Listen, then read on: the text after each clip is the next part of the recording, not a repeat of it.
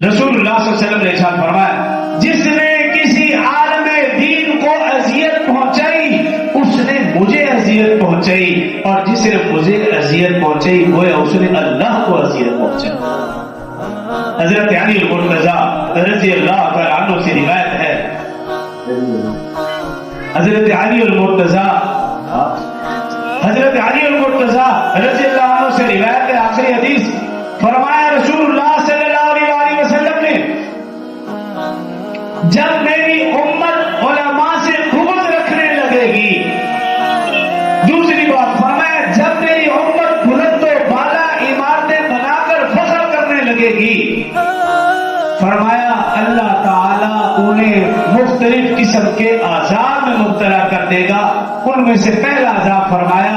बेवक्त की बारिशें होंगी,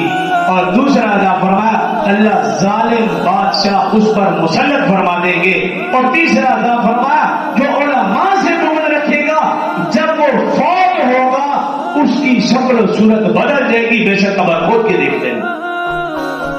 आज देख लीजिए ये उम्मत जब उलमा से बुग़्ज़ रखने लगी तो इस उम्मत का हाल क्या, और बुलंद बाला इमारतें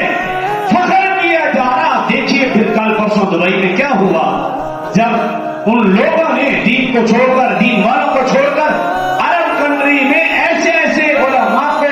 कैद बंद किया हुआ कि आप दंग रह जाएंगे, और उलमा पर जुल्म सितम है, और हिंदुओं को जब नवाजा जाए तो फिर